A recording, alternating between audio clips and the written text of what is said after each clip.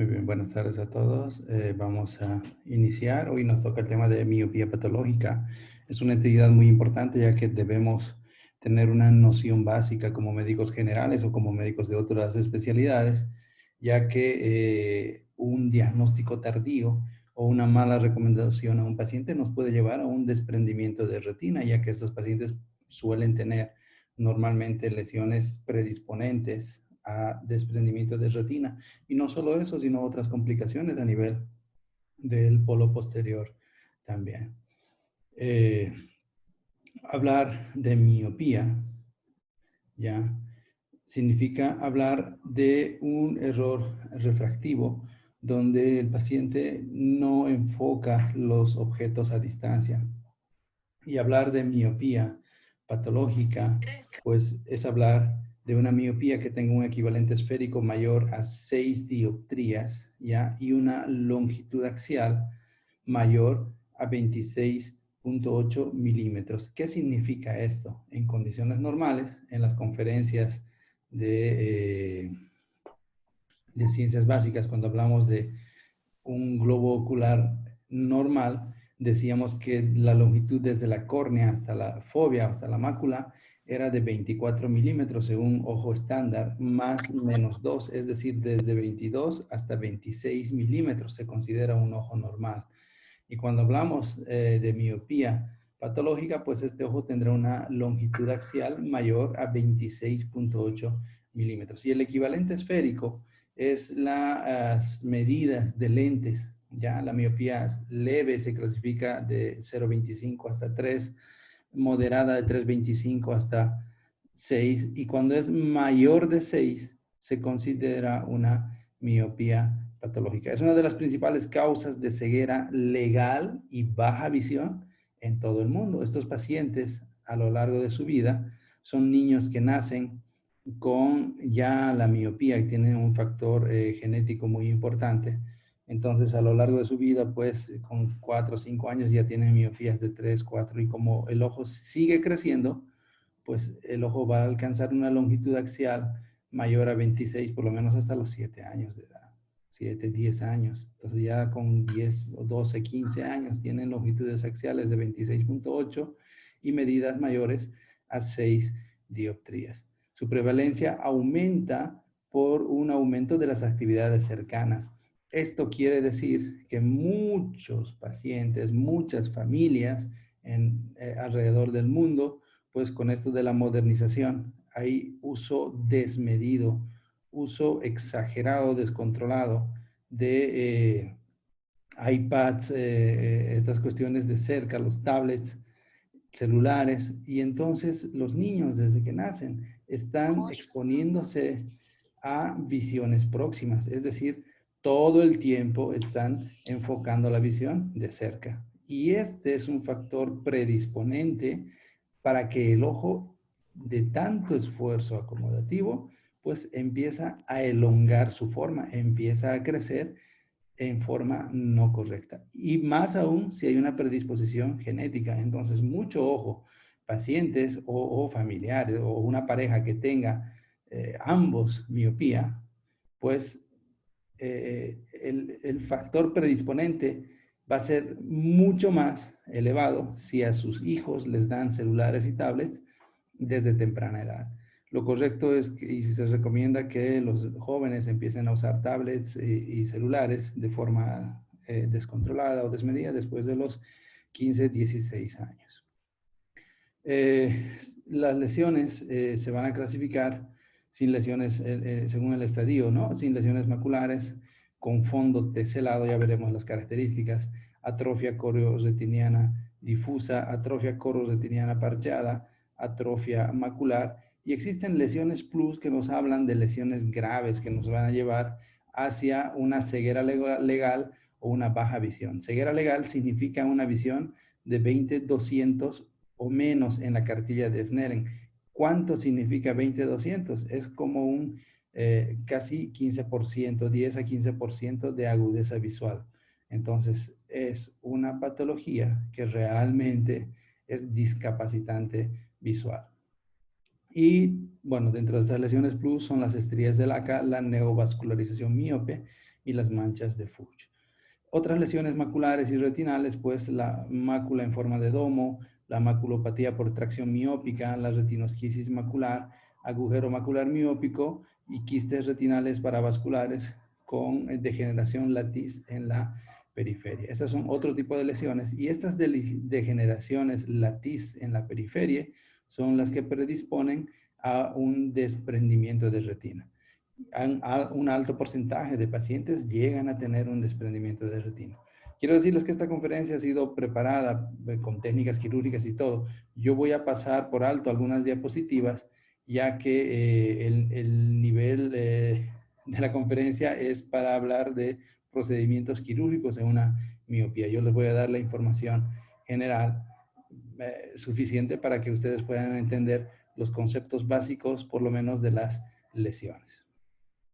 La prevalencia de equivalente esférico, es decir, de una miopía leve en poblaciones asiáticas, es del 17 al 43%. Es decir, hasta un 43% de población asiática tienen miopía en un estadio leve. Ya en Estados Unidos y Europa, hasta un 27%, y en las razas hispanas y negras, hasta un 21%. Prevalencia de miopía alta de equivalente esférico mayor de 6 o miopía patológica, pues en poblaciones asiáticas va a ser de un 9.1 de la población, ¿ya? En blancos 2.0, en hispanos 2.4 y en negros 1.0. Es importante decir que de todos los alumnos que siempre he tenido de las diferentes universidades, la mayoría son de Brasil, ¿ya? Y muchos de ellos, cuando hacíamos las prácticas, pues casi un 80 o un 70% de los alumnos que llegaban al consultorio tenían una miopía. Y de ese 80%, por lo menos un 20% de esta población brasilera de estudiantes tenía una miopía patológica. Es alto el índice de prevalencia de miopía en Brasil.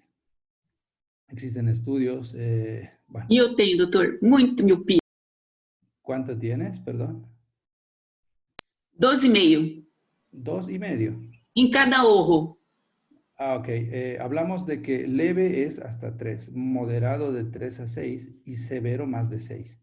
O sea, los que tengan más de 6 sí es un problema serio, porque se habla de una miopía patológica. Miopías de 0,25 a 3 no es tan grave. Son miopías leves, ¿ya? No pasa nada, el ojo no ha crecido tanto. Miopías moderadas de 3 a 6, ya, bueno, hay algunas lesiones predisponentes para desprendimiento, pero es muy poquito la incidencia. En cambio, miopías patológicas, pues todos estos daños que hemos mencionado van a tener una alta incidencia. Doctor, una pregunta. Entonces, los que sufren de miopía patológica no lograrían ver si no tienen lentes. No ven, no ven. Estos pacientes tienen visión de cuentadedos a una distancia de 1 metro y eso. Hablando de miopías de 6, ¿ya? Miopías, hay pacientes que tienen miopía de -12, -18, -22. Esos pacientes no son capaces ni de con un -22. Difícilmente cuenta dedos a una distancia de 20, 30 centímetros de la cara. Entonces, yo estoy ciega, doctor, porque mi dioptría es de 8. Pues es una miopía patológica. Hay que hacer un estudio de fondo de ojo. Doutor, doutor, permisso, uma pessoa que faz operação de miopia laser, se não ficar muito bem, pode depois fazer a segunda operação? A ver, la miopía leve y moderada sí tiene buen resultado quirúrgico, pero la cirugía es solamente compensatoria para el defecto. Es decir, la condición miópica del ojo sigue siendo, el ojo sigue siendo miope. Es como una persona que se hace unas prótesis, una persona diabética, por ejemplo. O a ver, no, otro ejemplo. No sé, alguien que se haga una cirugía teniendo una condición de alguna enfermedad de base, la cirugía esta es solo compensatoria, es como una cirugía estética, solo compensa las dioptrías para no usar lentes, pero la condición miópica, las lesiones propias de la miopía en la retina, el paciente las va a seguir teniendo, ¿eh? Entonces, el hecho de hacerse láser, cirugía láser, no es que te cura la miopía siempre la vas a tener con todos sus defectos y secuelas que tiene la propia miopía. Lo único que va a hacer el láser es que no uses lentes, porque desgasta la córnea con la forma del lente. Entonces, existen miopías de 1 a 3 que se operan, ¿ya? Que a veces tienen regresión, y mientras exista buen grosor corneal, sí se puede hacer un retoque. Se puede volver a operar siempre y cuando tengan un grosor corneal aceptable. Pero bueno, déjame terminar un poquito y hablamos esto porque la conferencia es un poquito larga. A ver, decíamos que la degeneración macular miope, pues en el Japón es la primera causa de ceguera, ¿ya? También en los Países Bajos. Segunda en Dinamarca, en China, Italia, Taiwán. La tercera causa de ceguera o de baja visión es en los latinos, o sea, fíjense, mayor a 40 años en Estados Unidos. O sea, la incidencia de miopía es altísima, y con esto del uso de tablets desde edades tan pequeñas, pues no quisiera ver a estos pacientes de aquí a 20 o 10 años. Va a ser un problema serio, va a ser un problema muy, muy, muy serio. Bueno, hay estudios que se han hecho ya poblacionales que estimaron la prevalencia más o menos en Australia, 1.2%, más en mujeres que en varones. En Beijing también se hizo un estudio, ¿ya? Siempre la prevalencia con una tendencia mayor en la población femenina. Patogénesis, factores hereditarios o genéticos. Estos genes son los que están involucrados, el cromosoma 15Q, el 14. Esta es información que más o menos tienen que saber ya para hacer un mapeo genético, porque van a tener pacientes que cuando lleguen a su consulta le van a preguntar, mire, yo tengo una miopía patológica y bueno, ¿qué me orienta? Y ustedes como mínimo tienen que tener una información básica para poder orientar a estos pacientes y como mínimo exigirles que vayan con un retinólogo, o sea, no un oftalmólogo general, sino con un retinólogo que les haga un examen minucioso de la retina. Entonces, existen estos estudios ya que hablan de estos cromosomas. Factores biomecánicos, alargamiento axial excesivo, ya 95% de los pacientes tienen una longitud axial mayor o igual a 26.5. La media luna peripapilar, atrofia cororretiniana, ya el estafiloma posterior. Estos son factores biomecánicos. Ahora voy a explicar en qué consiste esto de la estafiloma posterior.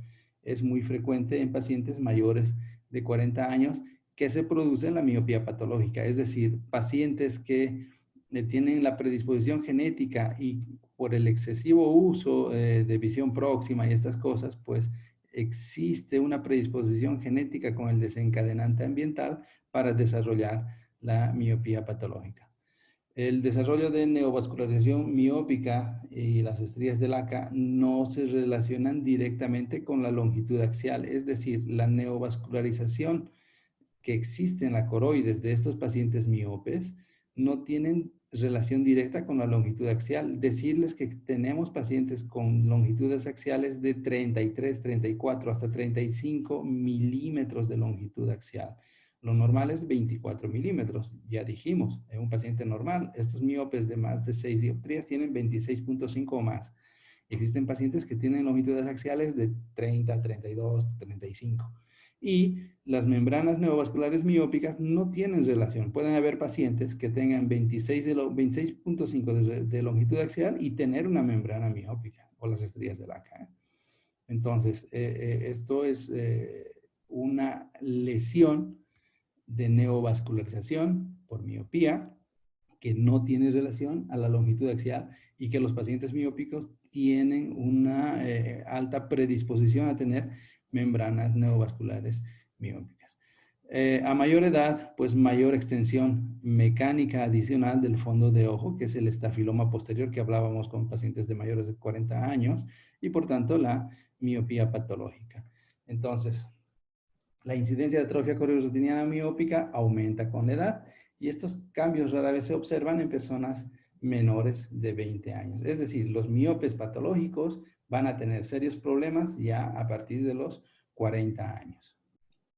Y son pacientes que están todavía en una edad completamente productiva. ¿Qué es lo que ocurre? ¿Qué es el estafiloma? Y vamos a entender eso ahora. Normalmente la esclerótica, que es la capa más externa, es una capa fibrosa, es rígida, es dura. Esa capa fibrosa lo que hace es contener a las capas más internas, a la coroides, que tiene la membrana coriocapilar. Ya dijimos que la membrana coriocapilar es la que nutre a la retina externa, a los fotorreceptores. Esa membrana coriocapilar tiene la membrana de Bruch, que es la barrera hematorretiniana externa. Ahora, en condiciones normales, ya, esa esclerótica tiene un grosor a nivel del limbo, es decir, aquí, de 0,8 milímetros, o equivalente a 800 micras. En el ecuador, 4 milímetros. Ya, cerca del nervio óptico, es decir, aquí atrás, tiene un grosor de 1 milímetro. Donde están insertados los músculos, que sería esta zona, tiene alrededor de 0,6 milímetros. ¿Ya? Y inmediatamente posterior a la inserción, es decir, donde se inserta son 6 milímetros, 0,6, perdón, o 600 micras. Inmediatamente detrás disminuye el espesor a 0,3 milímetros. ¿Qué sucede? Si yo tengo un ojo que produce humor acuoso constantemente, y este humor acuoso es el que se encarga de darle presión o tensión al ojito, las paredes con este grosor estándar normal de 0,8 en el limbo, de 1 milímetro por aquí atrás, 0,6 a nivel de la inserción, con estas características de espesor, pues la presión ocular de 11 a 21 mantiene la pared en condiciones normales, ¿ya? Para que tengan más o menos una idea. Si ese grosor de pared aguanta ese rango de presión, si yo aumento la presión ocular, esto es solo para que tengan idea, si yo aumento la presión ocular, la pared ya no aguantaría tanto. Es como inflar un globo a su máxima capacidad. La pared del globo, las paredes del globo se adelgazan demasiado. Es como cuando estiramos un plástico, ¿ya? Y lo que ocurre es eso, es decir, por una falla en la síntesis del colágeno, este colágeno tipo 1, 3, 5, 6, que forman las fibras elásticas, estos fibroblastos que están acá, que tienen proteoglucanos, melanocitos, dermatán, sulfato, todas estas sustancias se degeneran, no se sintetizan de manera adecuada. ¿Ya? Al no haber una síntesis adecuada, esa presión constante y normal, pues a una pared adelgazada, la va a empujar y la va a adelgazar. ¿Ya? Entonces, existen estudios donde se vio que el grosor promedio disminuía a 227 micras. Fíjense cuánto llega a adelgazarse. Y fíjense en este paciente, por ejemplo, la pared se ha adelgazado a nivel de la fobia a 78 micras. O sea, eso es una exageración. El hecho de que se haya adelgazado tanto la esclerótica hace que crezca el ojo, se protruya hacia atrás. Y esa protrusión es lo que se llama estafiloma posterior. ¿Ya? Existe una fibrilogénesis defectuosa o catabolismo acentuado. Se están haciendo estudios, no se sabe si es un error de síntesis o un error del catabolismo, es decir, hay un mayor catabolismo de esas proteínas colágenas, cosa que nos lleva a un adelgazamiento de la pared y al estar adelgazada, pues se protruye hacia atrás. Y este problema va a ocurrir más en el polo posterior, ¿ya? Y en la esclerótica peripapilar, exclusivamente hacia atrás. Entonces, se ha visto que hay curvaturas inclinadas hacia el nervio óptico, vamos a ver en imágenes de fondo de ojo, curvaturas simétricas y centradas en la fobia, más en la fobia. En este caso es más en la fobia, fíjense, esta es la fobia, esta es una tomografía de coherencia óptica. Existen curvaturas de estafiloma asimétricas y también curvaturas irregulares. Fíjense cómo aquí es más acentuada a nivel del nervio óptico. Aquí es más acentuado el estafiloma a nivel del polo posterior. Aquí es asimétrico, es más hacia el lado temporal. Aquí estaría el nervio óptico, aquí estaría la mácula. Y existe una forma especial que se adelgaza a los lados, pero no al centro. Y al adelgazarse a los lados y no al centro, produce una especie de columpio, ¿ya? O una forma rara que se llama mácula en domo, ¿ya? Lo malo de esta mácula en domo es que esta esclerótica que está anclada fija aquí genera compresión en la coriocapilar, y esta coriocapilar que nutre a la capa más externa de los fotorreceptores, pues es como que yo le haría compresión a mis arterias y venas en el brazo y no tengo buena perfusión de sangre en el lecho distal. Entonces va a ocurrir lo mismo, hay un fenómeno de compresión a este nivel, generando problemas de atrofia a nivel de los fotorreceptores y también en capas más internas de la retina. Entonces, decíamos que este estafiloma posterior ya tiene 10 formas que se han descrito. Este estafiloma posterior no es otra cosa que una protuberancia hacia afuera de todas las capas del globo ocular. Es decir, la esclera, la coroides y la retina protruyen hacia afuera, así, ¿ya? Es una lesión muy característica de la miopía patológica. Y estas formas, bueno, estos no les voy a exigir, son de tipo 1 cuando son equitativas entre el nervio óptico y la fobia. Fíjense, hay estafilomas en el tipo 4 que es más de distribución inferior al disco óptico. Existe este estafiloma tipo 9 que se adelgaza a los lados, pero no al centro, ¿ya? Entonces, estas formas raras como la 9, pues producen la mácula en domo. Existen diferentes formas de crecimiento del globo ocular. Este sería un globo ocular normal, este es un estafiloma generalizado y este es un estafiloma ya más específico de un área como tal. Entonces, vemos que puede ser macular ancho, macular estrecho, peripapilar, nasal, inferior, bueno, y algunas variantes de otros. Se ha hecho un scan de resonancia magnética en estos pacientes y se ha podido ver estas formas de crecimiento. Este es un scan de resonancia y vemos cómo el ojito pues tiene este crecimiento raro hacia la parte posterior. Y ese crecimiento pues nos genera lesiones de tipo degenerativas en el fondo de ojo y también lesiones de compresión y de flujo sanguíneo que nos lleva hacia membranas neovasculares y otras cosas. Entonces, los cambios degenerativos parecen iniciar en la membrana coriocapilar o la membrana de Bruch, ¿ya? Y después hacia el epitelio pigmentario. Lo que decíamos, este hecho de que la coriocapilar, por ejemplo, en la mácula en domo se sienta compresión que no deja que haya un flujo sanguíneo adecuado, pues nos lleva a una lesión degenerativa a ese nivel primero que afecta la nutrición del epitelio pigmentario. O también la elongación, porque cuando está creciendo el ojo, de esta manera tienen que crecer todas las otras capas. Y cuando se estiran las otras capas, tanto la coroides como la retina no son tan elásticas como la esclerótica. Y al estirarse las otras capas, pues tienen que adelgazar su pared, como cuando estiramos un plástico, estiramos, cambia la coloración del plástico hasta que llega un momento en que se rompe y ocurren roturas de esa capa, ¿ya?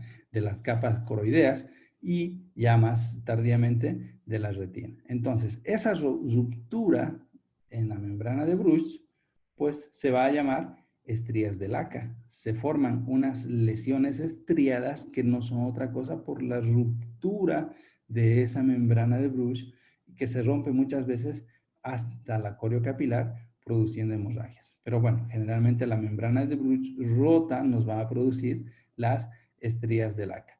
Esas estrías de laca, esa zona de ruptura y esa zona de compresión de flujo capilar nos va a producir que el epitelio pigmentario pues modifique su configuración produciendo células más planas y más grandes. Tiene que haber una relación de expansión pasiva para compensar el tamaño del espacio que tienen que crecer. Va a haber una hiperpigmentación, zonas de hiperpigmentación donde hay mucho más epitelio pigmentario, son células hiperplásticas, y zonas de hipopigmentación donde se va a ver más blanquecino, donde no hay tanta población de células del epitelio pigmentario. Y bueno, las zonas de aglutinación van a ser manchas mucho más hipertróficas o mucho más marcadas. Y en la retina como tal va a haber pérdida de las bandas retinianas externas y adelgazamiento aparente de la mácula central. Periféricamente se adelgaza la retina. Como tiene que crecer en general el globo ocular, pues se estira tanto la retina en el polo posterior como en la periferia, y al estirarse en la periferia nos va a producir las degeneraciones tipo latiz, que son degeneraciones donde se adelgazan las 10 capas retinales por estiramiento, y ese estiramiento pues degenerativo llega a romperse produciendo un desprendimiento de retina. También se van a producir cavitaciones paravasculares, orificios lamelares, retinosquisis macular miópica. Les voy a mostrar una imagen en qué consiste la retinosquisis. Y en el vitrio, pues va a producir a mayor edad un mayor desprendimiento. Normalmente a los pacientes miopes se les desprende el vitrio posterior en edades tempranas. Depende del tamaño del ojito. Hay pacientes que con 10, 15, 20 años ya están con desprendimiento del vitrio posterior. Son pacientes miopes que andan viendo las manchitas o las miodesopsias. Cuando miran un papel blanco, cuando miran el cielo o una estructura que sea uniforme de color claro, pues perciben estas manchitas o moscas volantes. Esa misma atracción del vitrio va a producir desgarros retinianos, va a producir agujeros, un agujero macular, miópico, atrófico, va a meterse fluido por debajo de la retina generando desprendimiento de la retina.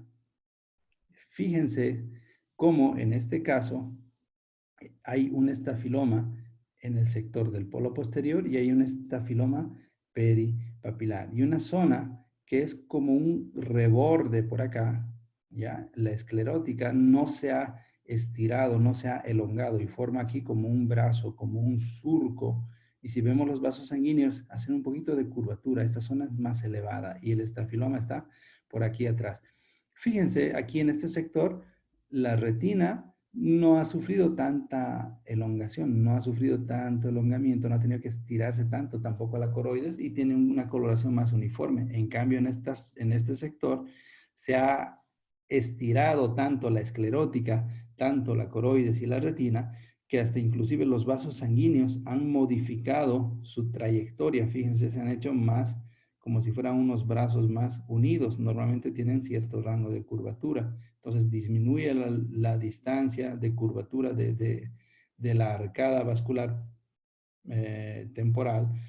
La fovea tiene estas estrías, estas rayas que vemos acá. Esas son las estrías del ACA, pues en una modificación del trayecto, ya lo dijimos.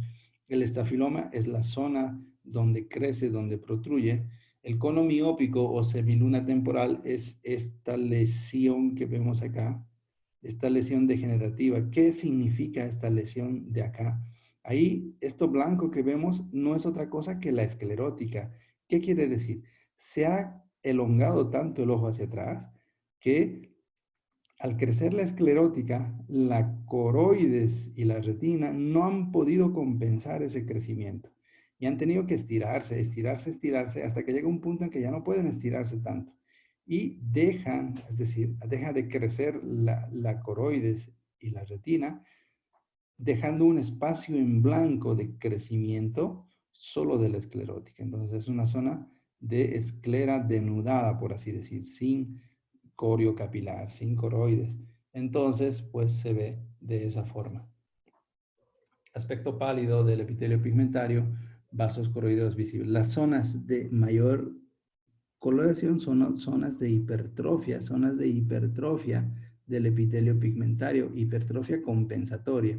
Y las zonas más blanquecinas son zonas de atrofia o no existencia. En este caso aquí es blanco de esclera, que no existe ahí coroides, por la elongación. Fíjense en este fondo de ojo, grandes zonas de atrofia completa de la coroides y tanto así que se puede ver la esclerótica desnuda, viendo desde adentro hacia afuera.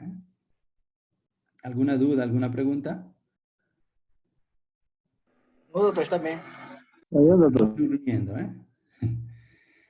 Entonces, tenemos como segunda lesión la atrofia corioretiniana. Ya dijimos del estafiloma. La atrofia corioretiniana, pues es esta elongación exagerada que produce las rupturas, ¿ya? Puede ser difusa, puede ser en parches, ¿ya? En parches como ocurre aquí, puede ser difusa como se ve por acá. En esta imagen podemos ver aquí en todo este sector no hay epitelio pigmentario, no hay coroides y por tanto en la prueba de tomografía la luz atraviesa y forma la imagen de una cascada de agua. Entonces aquí deja de existir, miren, no existe epitelio pigmentario ni mucho menos la coriocapilar. Entonces la luz de la tomografía pasa hacia atrás dejando ver las estructuras posteriores. Se ha muerto, es decir, esta zona corresponde a una zona blanquecina que vemos por acá. Otras lesiones son las grietas o estrías de laca, ¿ya? Estas grietas o estrías de laca son rupturas lineales de la membrana de Bruch que ocurren en el polo posterior. Estas líneas que vemos por acá, esta línea, son zonas de ruptura. Lo malo de estas zonas de ruptura es que predisponen a la formación de membranas neovasculares, es decir, crecen nuevos vasos sanguíneos. ¿Por qué? Porque las zonas de ruptura producen zonas de isquemia y siempre que hay isquemia, ya dijimos cuando hablamos de retinopatía diabética, cuando hablamos de obstrucciones venosas, siempre que hay isquemia se produce mucho factor de crecimiento del endotelio vascular. Y si hay mucho factor de crecimiento del endotelio vascular, pues va a haber una neovascularización, se va a formar una membrana neovascular en ese sector. Es esta neovascularización miópica. Bueno, gracias a Dios, digo gracias a Dios, las membranas neovasculares miópicas son más pequeñas que una membrana, por ejemplo, de una degeneración macular, que la próxima conferencia será de degeneración macular. Estas membranas casi siempre son más chiquititas, no son tan grandes. Sería una desgracia que estos pobres miopes, además de tener la miopía, las estructuras dañadas, pues tengan además una membrana neovascular. Estas membranas son chiquitas y responden relativamente bien a los tratamientos antiangiogénicos cuando pinchamos al ojito. Otra lesión, pues la mácula en forma de domo o de cúpula. Estas mácula en forma de domo, ya decíamos que se forma como una especie de columpio central, pero este columpio central genera compresión en la membrana coriocapilar y esa compresión me va a generar atrofia de las capas externas de la retina, la coriocapilar y los fotorreceptores adelgazándose totalmente. Y atrofia significa disminución de la agudeza visual. Esta es una mácula en domo. Fíjense cómo esta compresión de la mácula en domo genera la compresión de esta zona de la retina, que es la mácula, y al generar esa compresión, el epitelio pigmentario tiene función de sacar líquido que está en el espacio subretinal, es decir, en el espacio entre los fotorreceptores y el epitelio pigmentario. El epitelio pigmentario es un mecanismo de bomba activa para sacar ese líquido hacia este sector. Pero si queda comprimida, se acumula líquido. Y ese líquido acumulado, podemos ver aquí líquido acumulado en el espacio subretinal. Y no solo eso, sino en el espacio intrarretinal, formando quistes. Y estos quistes y este desprendimiento de la retina, que es seroso, pues no es nada bueno. Genera isquemia, genera lesiones que nos pueden llevar hacia una neovascularización.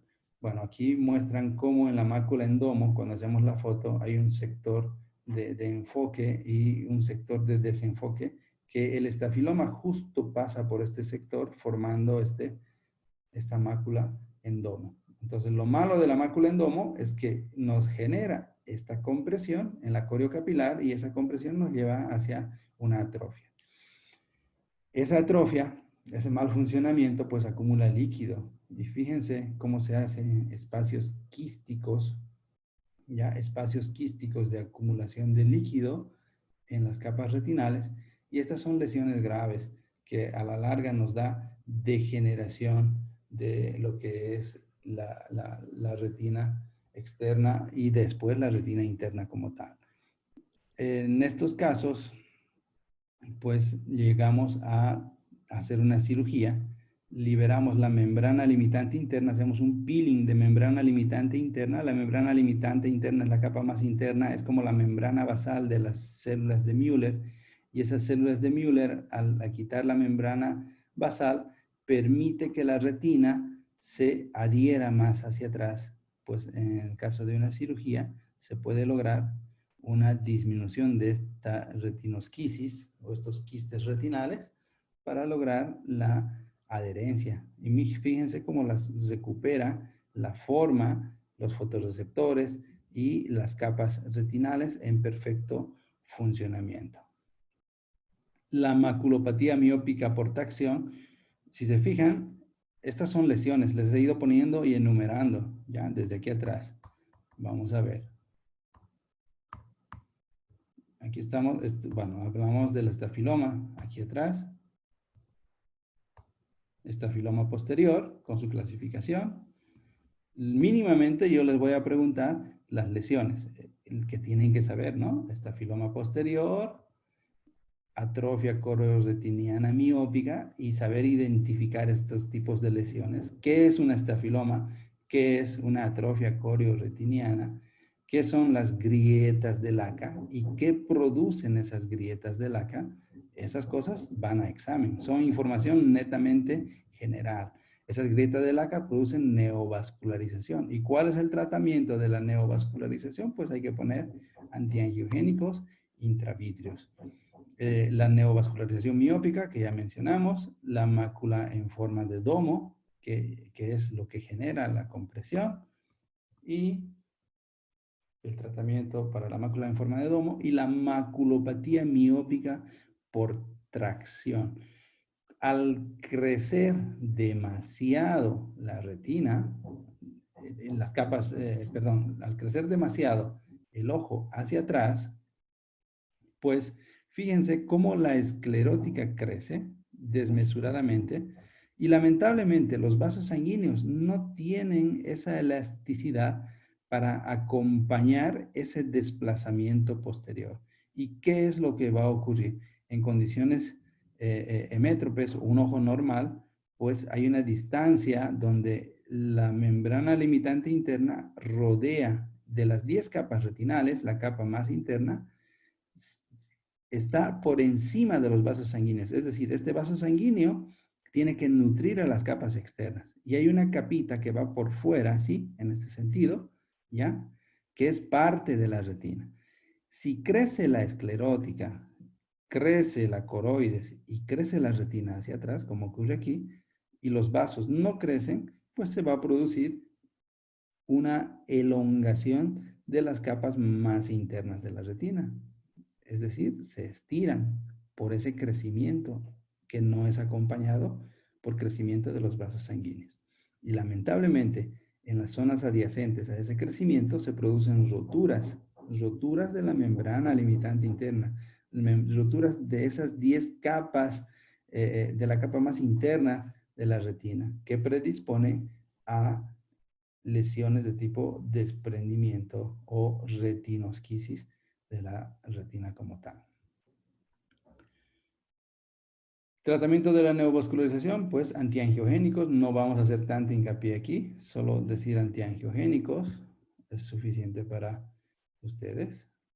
Aquí vemos cómo hay una secuencia del tratamiento y cómo lamentablemente en este paciente que empezó con esta lesión pequeña, se hizo la membrana neovascular, se trató, pero al final el paciente llega a una atrofia corioretiniana, atrofia corioretiniana de la coroides y de la retina, donde nos deja ver solamente la esclerótica. y este paciente obviamente tiene disminución de la agudeza visual. Cuando hay membranas neovasculares, pues sangran las membranas neovasculares, se producen estas pequeñas hemorragias, y estas hemorragias se tratan con antiangiogénicos. Todo lo que es neovascularización, antiangiogénicos. Bueno, esta ya es una parte quirúrgica, ¿ya? Pero ¿en qué consiste el tratamiento de la maculopatía por tracción? Hay que tomar en cuenta la vitreosquisis y el hall perivascular. Bueno, son tratamientos donde hacemos el pelamiento de la membrana limitante interna. Fíjense cómo la retina tan desestructurada, ya nos llevamos tanto, hay que tener cuidado de hacer un peeling correcto de lo que es la membrana limitante interna, que tiene unas características más de cartílago, es más dura, es como, tiene condritin sulfato, pues tiene, es como una lamela de cartílago muy, muy, muy delgadita. Hay que saber la diferencia, y cuando hacemos el peeling logramos la reaplicación de la retina. Esta es la capa, esta es una pinza que usamos. Esta capa tiene alrededor de 0,2 micras en el polo posterior. O sea, 0,2 micras son casi 200 nanómetros de espesor. Es muy, muy, muy delgadito. Hacemos estos tratamientos haciendo el peeling. Hacemos el peeling. Muchas veces se suelta por sí solo. Lamentablemente, estos cuadros clínicos de alta miopía pueden generar agujeros maculares, fíjense, lamelares, la mitad de las capas está hacia abajo, la otra mitad se ha desprendido. Las esquisis, que es la elongación, se rompe a mitad de espesor, un desprendimiento esquísico, agujero macular, no lamelar, sino de espesor completo, agujeros de espesores completo, y desprendimiento macular a raíz de desprendimiento de retina a raíz de un agujero macular en pacientes con miopía patológica. Este es un síndrome traccional. Hay una membrana que está traccionando a la retina y me produce un agujero lamelar. Vemos las otras capas aquí, y este es un agujero lamelar. Bueno, esto vamos a pasarlo rápido. Vemos cómo haciendo el peeling logramos resolver estas situaciones terribles, pero son cirugías de muy alto riesgo. ¿Qué es lo que hacemos en el peeling? Nos llevamos la membrana limitante interna, y una forma correcta, se ha visto y se ha comprobado, es dejar un pedacito de membrana limitante interna al centro para que nos proteja la región foveolar y no se produzca un agujero macular. Es hacer la forma correcta de hacer el peeling, o una forma ideal, dejando un pedacito en el centro. Y pues, eso es todo. ¿Dudas, preguntas? Hasta ahora no, doctor. Está bien, doctor. Mucha información. Harta información. Ok, en el libro de texto, esta es una conferencia preparada que es más de la subespecialidad para hablar de técnicas quirúrgicas y todo esto. En el libro les viene información básica. Lo que me interesa que sepan son los 6 tipos de lesiones, comprender el por qué se elonga el ojito, los factores de riesgo, que es muy importante, que los niños no estén viendo de cerca. Quiero que se lleven esta idea. Y todo esto básico explica en su libro de texto, cuando habla de miopía patológica. Entonces pueden revisar perfectamente por ahí, ¿ya? Para el examen. Esta conferencia yo se las voy a pasar, que tiene mucha más información. No obstante, estos tipos de lesiones básicas son las que tienen que saber y que se les puede preguntar. ¿Ya? ¿Qué es un estafiloma posterior? O sea, conceptualmente tienen que saber, ahí en la conferencia está puesto, ¿qué es un estafiloma posterior? ¿Qué es una atrofia corioretiniana? ¿Qué es una grieta o estría de Laca? O sea, esas palabritas, nada más el concepto es que se les va a pedir. Y en el caso de las grietas de Laca, pues que una de las complicaciones más frecuentes es la neovascularización coroidea, que requiere tratamiento antiangiogénico. ¿Ya? Pues entonces, ¿todo claro? ¿O hay algo que quieras preguntar? Dime. Entonces, ¿hasta este tema va a entrar para el examen del día viernes? No, miopía no les voy a preguntar, porque el grupo del viernes no les he dado todavía esta conferencia. O sea, tengo pendiente esta conferencia con ellos. Entonces el examen va a ser hasta urgencias nomás. Hasta urgencias, sí. O sea, les Ah, doy ya. un Dos retino. temas, ¿no, doctor? Dime. Hola. Dos temas nomás, doctor.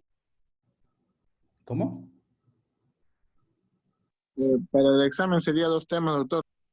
Sí, son mi retinopatía diabética, retinopatía del prematuro, obstrucciones de venas en todas sus formas, derrama la central, obstrucción de arteria, derrama la central también. Y el tema de urgencias, que habla un poquito de desprendimiento, de degeneraciones retinales periféricas, habla de forma general de endoftalmitis, de trauma ocular con cuerpo extraño intraocular, y bueno, saber distinguir lo que es una urgencia y una emergencia del polo posterior o emergencias en retina, ¿no? Porque existen emergencias en general o del segmento anterior también. Eso. Gracias. Bueno, saludos entonces. Gracias, doutor. Boa noite. Buenas noches. Hasta luego, doctor. Buenas noches. Hasta luego. Hasta luego, doctor. Chao, chao. Hasta luego, doutor. Até logo, doutor. Boas noites. Buenas noches. Chao.